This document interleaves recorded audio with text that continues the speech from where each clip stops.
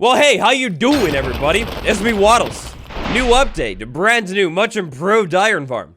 Are you, my friend, looking for one of the best iron farms in the entire game? Are you looking for an iron farm that is not only easy to set up, but fully automatic too? And even better, are you looking for an iron farm that does not require one single name tag at all? Well, if yes, then you're in luck. Today, I'll be showing you how to build this new, much improved iron farm for Minecraft 1.20. Remember to leave a like, it helps me out a huge time. Now let's take a look at the materials for this farm. To build this thing in exact amounts, you're gonna need the materials in the top row of this chest. You're also gonna need 21 walls and 4 staircases. In not exact amount, have about 3 building blocks on hand. These building blocks could basically be anything. It could be cobblestone, it could be deep slate. However, it should not be something that will light on fire, because we're gonna have fire. Our raft up top here symbolizes a boat of some sort. You'll need one of those, and you'll probably want to have some light sources too. Now, just like the old farm, this one will require 3 villagers and 1 zombie. It might be a good idea to have some villager workstations on hand to help move the villagers and some decent armor to protect you from the zombie. Finally, we'll need a piston and some way to power it to get a block into place, and a water bucket too. Now let's take a look at where you should build this farm, because it's kind of a big deal. With any Minecraft farm, it's location to location. You set this thing up at the right spot, and you'll get more productivity out of this thing. For absolute starters here, this iron farm that you're about to set up 100% should be built at somewhere that will be loaded in consistently. Maybe that could be your base, maybe that could be like, I don't know, world spawn. Doesn't matter, as long as it's loaded in. Now, with previous versions of this iron farm, it had some troubles when it was built too high up. That is unfortunately still the case unless you're planning on living on top of the mountain 24/7. Don't build this iron farm too extremely high in your world, but also do not build it too low in your world. After doing a little bit of testing, I found that if I build this thing near the bottom of the world, and the same thing, I'm not consistently down there, it doesn't run as well. I've found that the best spot to build this farm is somewhere relatively close to the surface, not near any other villages. Additionally, when you set this thing up, plan on setting it up about 10 to 20 blocks above the ground, or plan on blocking spawns all around this farm. For our build today, we'll just focus on building it above the ground to make things a little bit easier. So with the locations settled out, it's just about time to build the iron farm. But really quick, the old one, does it still work? Absolutely, 100%. If you have the old one in your world and you're keeping it, you don't even need to upgrade it. It's gonna work fine. This new iron farm is just a little bit more compact and uses less materials, including no name tag. Now, speaking of no name tag, that's where we kick off our adventure today. So one of the biggest improvements that I made with this design is the fact that you do not need any name tag or even standing water to keep your zombie alive. To kick this build off today, you're going to want to start by building up with like a tower or something, 10 to 20 blocks above the ground. I'll spare you all of the mechanical details today, but basically, by building it higher up in the ground, we're going to isolate and control iron golem spawns. Now, after building all the way up to that tower, it might be a good idea to build like a staircase or something walking up to that block. This simple staircase right here is going to make our life a whole lot easier when it comes to getting the zombie up inside of this farm. Next up, from this block that we're going to base our farm around, we're going to go ahead and place 3 temporary blocks and then build a small platform. This platform should be 3 by 3. Now for today's build, like I mentioned a little bit earlier on, the blocks that you're using really don't matter at all. Use any blocks that you'd like as long as they don't burn. I like to use blocks that sometimes blend in with the update, so I guess I'm going to go ahead and do that. Next up, on the center block that you have right here, place 2 blocks coming off of it that are solid. Then place a boat or a raft down and sail that boat or raft into that block right there. Be careful because you're up high, don't want to fall off. Once you sail it in, it should look something like that. Now it's time to get a zombie. Now getting the zombie could be a little bit dangerous, so it might be a good idea to have at least a little bit of armor. Also, we're going to have to do this at nighttime. In your world, at nighttime, wait around near your iron farm, build for a little while until a zombie spawns. Once the zombie spawns, get its attention and then go over to the staircase. Walk up to the staircase, but don't go too quick. Once you get up near the top, go ahead and walk right over the boat, stand on the block on the other side. Zombie should slide right into the boat, and then you're basically good. Be careful not to get too close to this thing, or it could knock you right off the farm. Also, before you do this, it might not be a bad idea to place a couple extra torches around this farm, just to be sure that things don't spawn up here while you're gone. So with our zombie friend into position underneath the middle of those 3 blocks, we can actually flip it back over to daytime, and this thing won't burn at all. This is good.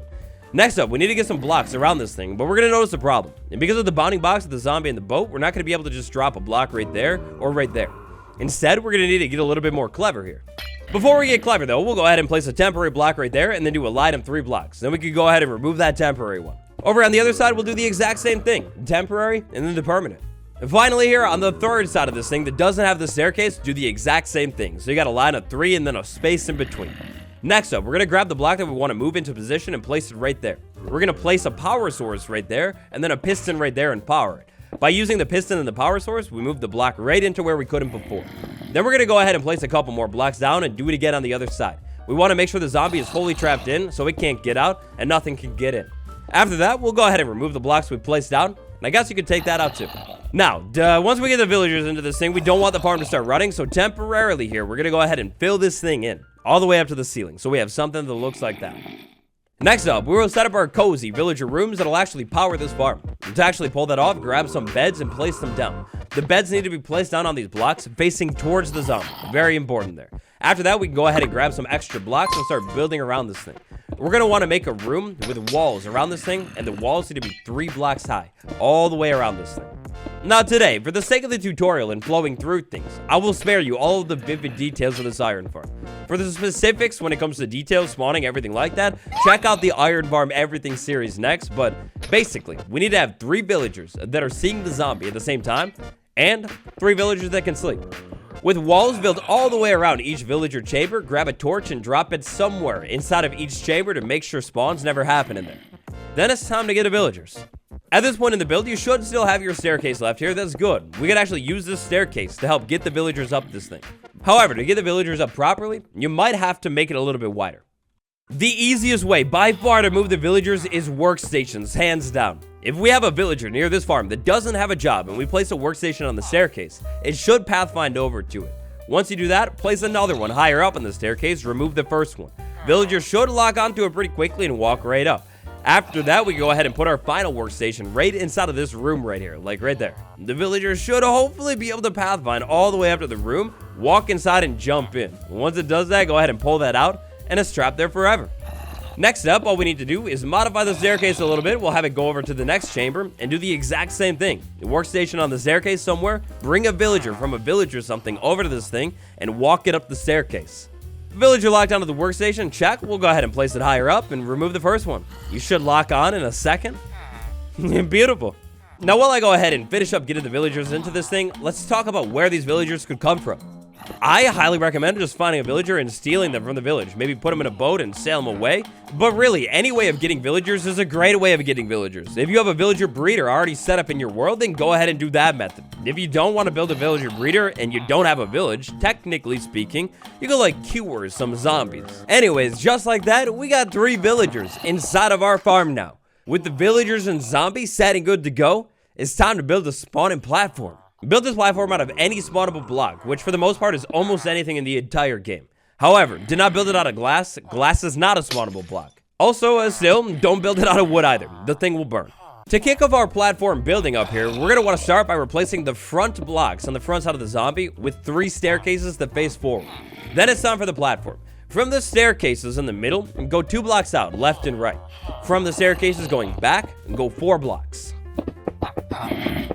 With it all filled in, you should have a platform that looks something like this. It almost reaches over every single villager cell all the way. Now, in a second, we're going to put walls up here, which will block the villagers. It should be safe. But if you're really paranoid about this, you could grab 3 slabs and finish covering up the villager cells. Anyways, walls. It's time for walls. Go to one of the back corners of the platform, place a wall, and then place 2 walls coming off of it. Then go ahead and break that wall. The walls need to go all the way along every side of this platform, sitting off of the platform by 1 block. Do not block the staircases, though. That's where the golems fall. Now, with walls all the way around this platform, it's time for signs. Grab 1 sign, any type, it doesn't matter, and place it coming off of one of the walls in front of the staircases. Then crouch and place another sign and another sign. When you're all said and done with this top platform, you should end up with something that looks like this. You've got a platform with some walls around it and some signs blocking the staircases. All we need is a little water. Place a water bucket in this back corner and let it flow. Place a water bucket in the other back corner, let it flow. And the water current should look something like this. A current like this will efficiently move all of the golems off the platform. Next up, before we set up this iron golem removal chamber, you could pull the staircase out if you want. This is going to be in the way anyways.